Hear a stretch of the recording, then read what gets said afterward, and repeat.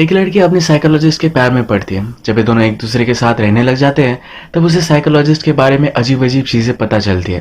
Hello friends, आज की हमारी मूवी द डबल लवर ये 2017 की फ्रेंच एक थ्रिलर मिस्ट्री मूवी है। जैसे इस मूवी का मैं आपको एक्सप्लेनेशन करूंगा तो बहुत चीजें आपको अजीब लग सकती है, पर लास्ट में जो ट्विस्ट आता है और जो भी चीजें आपको पता चलती है उससे आपका पूरा इस एक्सप्लेनेशन का पर्सपेक्टिव चेंज हो जाएगा। तो इसे अंत तक जरूर देखिएगा। अगर आपको वीडियो अच्छा लगता है तो प्लीज इस वीडियो को लाइक कर दीजिए, कमेंट भी कर दीजिए, जिससे चैनल को सपोर्ट मिलता है। बिना किसी देरी के एक्सप्लेनेशन स्टार्ट करते हैं। मूवी स्टार्ट होती है और हमारी मेन कैरेक्टर जिसका नाम है क्लोए एक डॉक्टर के पास आई हुई थी। उसे स्टमक पेन से और ये किस वजह से ये डॉक्टर को भी समझ में नहीं आता। उसने स्टमक पेन्स के बारे में बहुत सारे डॉक्टर्स को बताया हुआ है।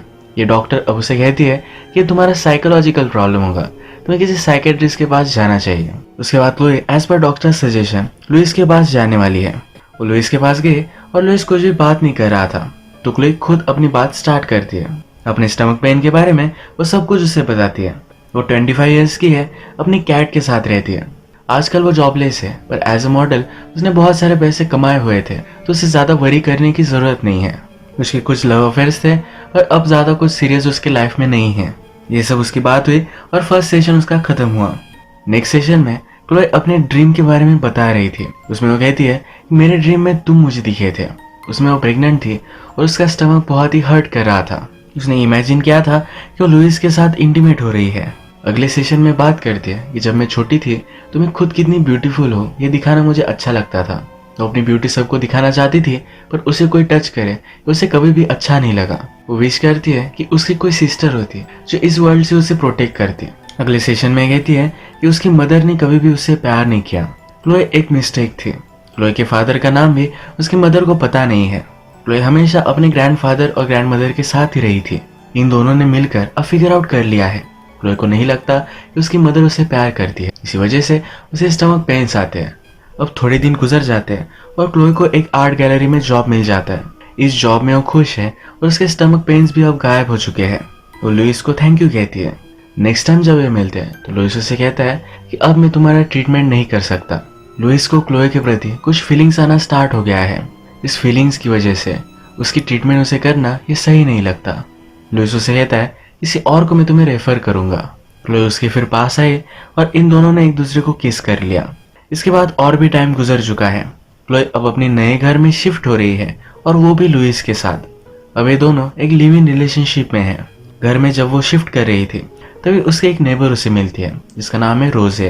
क्लोए के पास एक कैट थी जो रोजे को पसंद आती है। रोजे कहती है मेरे पास भी एक कैट हुआ करती थी। उसकी कैट की डेथ के बाद उसने कभी भी दूसरी कैट अडॉप्ट नहीं की। घर में सब सामान शिफ्ट करते हुए क्लोए ने लुइस के बैग में कुछ देखा। उसके पासपोर्ट पर अलग सा नाम लिखा हुआ था। इसके बारे में डिनर पर वो लुइस से पूछती है। लुइस कहता है कि मेरा नाम जरा वियर्ड था, ये जो अब मेरा नाम है ये लेने में जरा अच्छा लगता है, इसलिए मैंने रखा हुआ है। रात में जब ये इंटीमेट होते हैं तो क्लोए लुइस से कहती है हमेशा मुझे सब कुछ सच बताना, कोई भी चीज मुझसे छुपाना मत। एक दिन क्लोए जब अपने काम से वापस आ रही थी तो एक जगह पर उसने लुइस को एक लड़की के साथ देखा। रात में इसी के बारे में उसने लुइस से बात की। लुइस कहता है कि मैं तो टाउन के दूसरी तरफ था, उसका हॉस्पिटल बहुत ही दूर है, तो उसका वहां होना इम्पॉसिबल है। क्लोए को लगता है कि लुइस उस पर चीट कर रहा है। लुइस उसे समझाता है कल रात अच्छे से तुम्हें नींद नहीं आई थी, शायद इसीलिए तुम्हें वैसा लगा होगा, वो मैं नहीं था। क्लोए ने जिस जगह पर लुइस को देखा था, नेक्स्ट डे क्लोए वहां जाती है और वहां की नेम प्लेट का फोटो निकाल कर लाती है। उस बिल्डिंग की यहाँ भी एक साइकोलॉजिस्ट काम करता है और इसका नाम है पॉल। पॉल को कॉल लगाती है और उसकी एक अपॉइंटमेंट ले लेती है। अगले दिन जब वो पॉल से मिलने के लिए गए तो लुइस की तरह ही दिखता है। इसके बारे में वो पॉल से बात करती है तो पॉल कहता है कि लुइस मेरा ट्विन ब्रदर है। पॉल उससे पूछता है तुम्हें मेरे बारे में कैसे पता चला। क्लोए कहती है मेरी सिस्टर ने मुझे बताया। वो पूछता है कि तुम यहाँ आई क्यों हो। क्लोए कहती है कि मेरे बॉयफ्रेंड से मैं बहुत प्यार करती हूँ, पर फिर भी जब मैं उसके साथ होती हूँ तो मुझे कुछ एम्प्टी सा महसूस होता है। पॉल बहुत ही स्मार्ट है और समझ जाता है कि ये सब झूठ बोल रही है।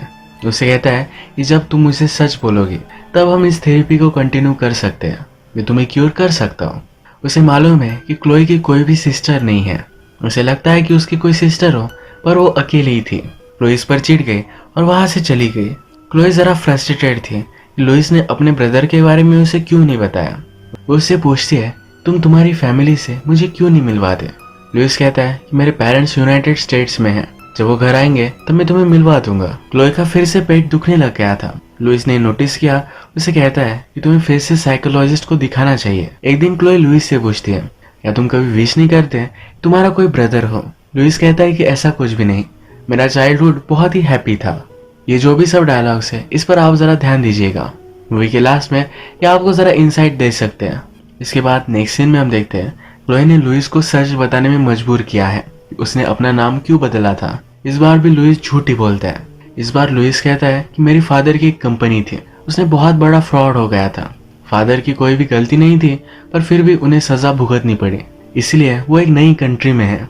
लुइस अगर अपने पेरेंट्स का ही नाम रखता तो उससे प्रॉब्लम आता, इसलिए अपना नाम उसने चेंज कर लिया। इसके बाद नेक्स्ट सीन में हम देखते हैं कि क्लोए रोज को अपनी कैट देकर जाती है। उसे कहकर जाती है कि प्लीज इसे थोड़े दिनों के लिए रख लो। लुइस को कैट पसंद नहीं है। इसके नेबर का मानना है कि जिस आदमी को एनिमल्स पसंद नहीं वो हार्टलेस है। नेक्स्ट सीन में हम देखते हैं कि क्लोए फिर से पॉल के पास आई हुई है। उसे कहती है मुझे तुम्हारी हेल्प चाहिए मेरी प्रॉब्लम्स को दूर करने के लिए। पॉल उससे कहता है कि तुम अभी भी झूठ ही बोल रही हो, तुम्हारे यहाँ आने का कुछ अलग रीजन है। वो सेशन यही खत्म कर देता है। क्लोए जब वहां से जा रही थी तो उसने उसे किस कर लिया। रात में वो लुइस से झूठ कहती है। उसने एक्चुअल में लुइस को बताया है कि उसकी साइकोलॉजिस्ट एक वुमन है। लुइस उस साइकोलॉजिस्ट को पहचानता है। रात में जब लुइस और क्लोए इंटीमेट हो रहे थे तो वो पॉल को भी वहां इमेजिन करती है। वो इमेजिन करती है कि ये दोनों एक साथ उसके साथ इंटीमेट हो रहे थे और उसके भी 2 पार्ट्स बन चुके थे। इसका मीनिंग मूवी के लास्ट में आपको पता चलेगा। अब नेक्स्ट टाइम जब क्लोए पॉल से मिलने के लिए गई तो डायरेक्टली उसे वो बेड तक लेकर आया। क्लोए उसे कहती है ये सब करने के लिए मैं नहीं आई हूँ, उसे ट्रूथ फाइंड करना है, अपने प्रॉब्लम्स के बारे में जानना है। पॉल को पता है कि ये सब झूठ है, उससे अट्रैक्टेड है, तो डायरेक्टली उसके साथ वो इंटीमेट हो जाता है। इसके बाद ये रेगुलरली इंटीमेट होते रहते हैं। एक दिन जब ये इंटीमेट हुए तो क्लोए को बहुत ही अच्छा लगा था। क्लोए कहती है कि मुझे इतना प्लीज्ड कभी भी महसूस नहीं हुआ था। पॉल कहता है कि तुमने इमेजिन तो कभी ना कभी किया ही होगा, इसमें क्या फर्क है। यहाँ पर हम देख सकते हैं कि पॉल के पास एक कैट है। इनकी इस पर डिस्कशन होती है और पॉल कहता है कि एक्चुअल में एक मेल कैट है, एक अजीब सी स्पीसीज है। इस स्पीसीज में कभी भी मेल कैट नहीं होते। मेल कैट होने का चांस सिर्फ 1% होता है। एक्चुअल में जब एक कैट वूम में होते हैं तो वहां पर उसकी सिस्टर और वो ये दोनों ट्विंस होते हैं। बाद में ये कैट वूम में ही अपनी सिस्टर को एब्जॉर्ब कर लेता है। वो कहता है कि ऐसा हमारे ह्यूमंस के साथ भी होता है, कभी कभी हम ह्यूमंस भी वूम में ही हमारे सिस्टर को एब्जॉर्ब कर लेते हैं। बड़ा होने के बाद कई लोगों को पता चलता है कि उनमें 2 टाइप के रिप्रोडक्टिव सिस्टम्स है।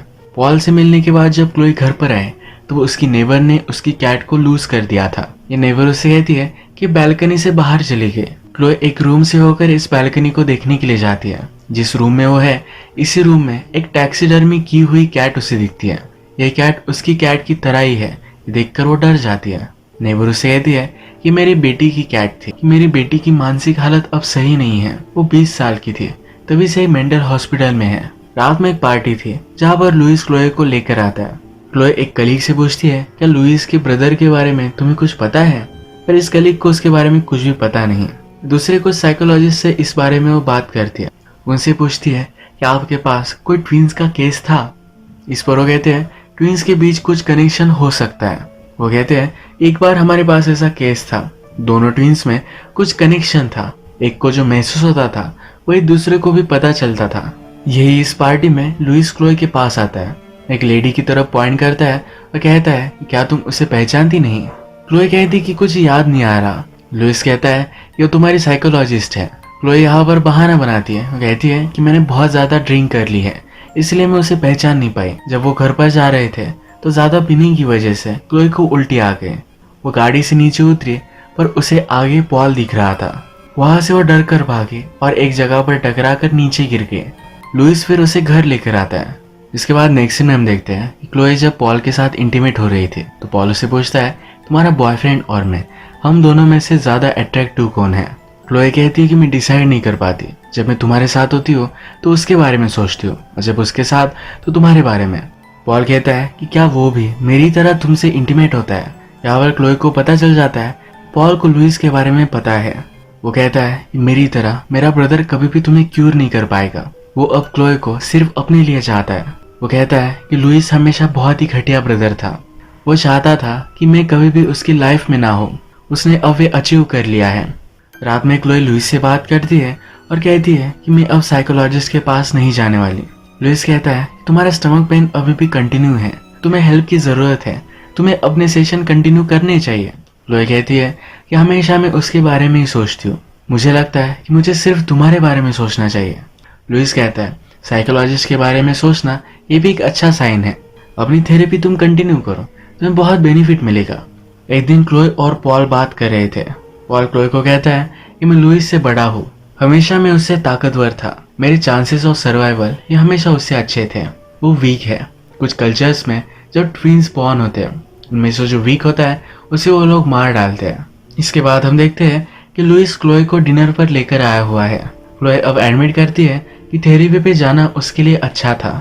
लुइस आज बहुत ही खुश है और उसे शादी के लिए प्रपोज करता है। क्लोई भी इसके लिए मान जाती है। आज रात जब ये इंटीमेट होते हैं तो क्लोई बेड में डोमिनेंट थी। उसने चेक किया तो अब वो प्रेग्नेंट है। नेक्स्ट टाइम जब वो पॉल से मिलने के लिए आई तो इसके बारे में उसने उसे बता दिया। पॉल कहता है तुम्हें वरी करने की कोई भी जरूरत नहीं है, मैं और मेरे ब्रदर में सेम जीन्स है तो कोई भी फर्क नहीं पड़ेगा। क्लोई पॉल से कहती है कि तुम दोनों में क्या हुआ था, उसे अब पूरा ट्रूथ जानना है। पॉल कहता है कि तुम लुइस से ही पूछ लो, वो मुझे हेट करता है। इस बात पे इन दोनों में बहुत बड़ा झगड़ा हो गया। क्लोई फिर डॉक्टर के पास सोनोग्राफी करने के लिए आई हुई थी। डॉक्टर उसके पेट में बेबी को ढूंढ नहीं पाते। वो पॉल को इग्नोर करने लग गई थी और उसे मिलने के लिए नहीं जाती। कॉल उसे मिलना चाहता है, उसे कॉल कर कर बताता है कि मैं तुम्हें अभी के अभी चाहता हूँ। क्लोई मानने नहीं वाली। एक दिन क्लोई अपने जॉब पर थी तो वहां पर लुइस आया तो उसे कहता है कि चलो मैं तुम्हें लंच के लिए लेकर जाता हूँ। क्लोई जिस म्यूजियम में काम करती है उसका थीम फ्लेश एंड ब्लड है। अलग अलग अजीब सी चीजें यहाँ हम देख सकते हैं। लंच पर लुइस ने क्लोई को उसकी कैट का एक नेकलेस दिया। ये जब किस करते हैं तो क्लोई को पता चलता है कि लुइस नहीं तो पॉल है। पॉल कहता है कि मुझे किसी भी हालत में तुम्हें देखना था। वो कहता है हम दोनों की रिलेशनशिप हम एक सीक्रेट रख सकते हैं। गुस्से में वो वहां से जा रही थी तो पॉल कहता है कि लुइस से तुम सैंड्रा के बारे में पूछो। रात में आकर क्लोई ने लुइस से बात की। उसे कहती है मेरे एक फ्रेंड से मिली थी जिसका नाम था सैंड्रा, पर लुइस इस पर कुछ भी रिस्पॉन्ड नहीं करता। इसके बाद वो लुइस के सब सामान में देखने लग जाती है और उसमें एक न्यूज़पेपर कटिंग में उसे सैंड्रा का नाम मिलता है। उसका एड्रेस भी उसे मिल चुका था तो सैंड्रा को देखने के लिए उसके घर पर आए। सैंड्रा की मदर ने उसे कहा कि सैंड्रा अब कहीं चल फिर नहीं सकती। क्लोई ने सैंड्रा को देखा पर वो टोटली अनरिस्पॉन्सिव है। अब हुआ क्या था इसके बारे में वो सैंड्रा की मदर से पूछती है। सैंड्रा की मदर कहती है कि लुइस और सैंड्रा रिलेशनशिप में थे। पॉल बहुत ही घटिया आदमी है और वो भी सैंड्रा को चाहता था। एक दिन उसने प्रिटेंड किया कि वो लुइस है और उसने उसका रेप किया। इस इंसिडेंट के बाद पॉल ने सैंड्रा को छोड़ दिया था। सैंड्रा डिस्टर्ब हो गई और उसने खुदकुशी करने की कोशिश की। इसी वजह से अब ये उसका हाल है। रात में क्लोई अकेली थी और उसे लग रहा था कि नीचे पॉल है। वो फिर अपने नेबर के पास आकर सो गई। इसके बाद क्लोई लुइस को कन्फ्रंट करती है कि तुमने सैंड्रा को छोड़ क्यों दिया था। लुइस कहता है कि सैंड्रा हमेशा पॉल से ही प्यार करती थी। क्या तुम्हें पता है कि वो प्रेग्नेंट भी थी, उसने सिर्फ मुझे यूज किया था। ये जो कन्फ्रंटेशन था ये क्लोई अपने सपने में देख रही थी। जगने के बाद वो डायरेक्टली पॉल के पास आई। पॉल को कन्फ्रंट करती है। पॉल कहता है सैंड्रा एक घटिया लड़की थी, उसने सैंड्रा के साथ जो भी किया ये उसे गलत नहीं लगता। वो क्लोई से कहता है कि जब मैं अब तुम्हें देख रहा हूँ तो तुम्हें भी मुझे सैंड्रा ही दिखती है। क्लोई बहुत ही गुस्सा थी और वो पॉल से थोड़ी सी डरती भी है तो अपने साथ उसने गन लाई थी। एक गन उसने पॉल पर लगाई पर पॉल उससे पूछता है या तुम्हें 100% मालूम है कि मैं लुइस हूँ या पॉल। अंदर से लुइस भी बाहर आ गया। क्लोई डिसाइड नहीं कर पाई कि कौन सा कौन है। उसने इनमें से एक पर गन चलाई। अचानक से उसका पेट दुखने लग गया, उसे ब्लीडिंग होने लग गई। उसे फिर हॉस्पिटल में ले जाया जाता है। यहाँ हमें पता चलता है कि क्लोई जब सैंड्रा की मदर को मिलने के लिए गई हुई थी, जो मदर हमने देखी थी ये एक्चुअल में क्लोई की मदर है। क्लोई प्रेग्नेंट थी ही नहीं। जब वो अपनी मदर की वूम में थी तब उसके साथ उसकी ट्विन सिस्टर भी थी। उसने अपनी ट्विन सिस्टर को एब्जॉर्ब कर लिया। क्लोई के पेट में एक सिस्ट थी। यह सिस्ट उसकी सिस्टर को उसने एब्जॉर्ब किया था, इसी वजह से थी। इस सिस्ट की हम इमेज देखते हैं तो क्लोई की म्यूजियम के आर्ट से ये मैच करती है। क्लोई अब जरा ठीक है और लुइस और इसकी मदर उसे मिलने के लिए जाते हैं। क्लोई को बहुत ही गिल्टी लगता है कि उसने अपनी सिस्टर को मार डाला। लुइस कहता है ये ऐसा नहीं होता, इसमें उसकी कोई भी गलती नहीं है। जब रात में क्लोए और लुइस इंटीमेट होते हैं तो अपनी सिस्टर, जिसका नाम उसकी मदर सैंड्रा रखने वाली थी, इसी को मिरर में देखती है। यही ये मूवी एंड हो जाती है। अब मूवी में हमें जो दिखाया गया है, लुइस और पॉल, ये सब उसकी इमेजिनेशन थी। एक्चुअल में लुइस रियल था और उसका ब्रदर पॉल, जो एक डोमिनेंट कैरेक्टर है, उसे जो चाहिए वो छीन लेता है। ये सब क्लोए की इमेजिनेशन थी। उसे हमेशा से गिल्टी लग रहा था कि उसने अपनी सिस्टर को मार डाला, इसलिए वो सब इमेजिन कर रही थी। वो सैंड्रा को मिलने के लिए गई। उसे लगा कि पॉल ने उसके साथ बहुत ही गलत किया है। पॉल ये क्लोए का ही एक रिफ्लेक्शन था। वो अपने आप को पॉल की तरह एक घटिया इंसान समझती थी। इसी वजह से सैंड्रा और क्लोए की मदर एक ही है। और फिर से मैं क्लियर करता हूँ कि सैंड्रा क्लोए की सिस्टर थी, जो वूम में ही मर चुकी थी। क्लोए पॉल को इमेजिन कर रही थी। पॉल ने सैंड्रा के साथ कुछ गलत किया, ये भी सब कुछ उसका इमेजिनेशन था। मूवी के लास्ट में हमें दिखाया गया है क्लोए सैंड्रा को देख रही है। क्लोए को अभी भी लगता है कि सैंड्रा उसके साथ ही है। इसी तरीके से मूवी एंड होती है।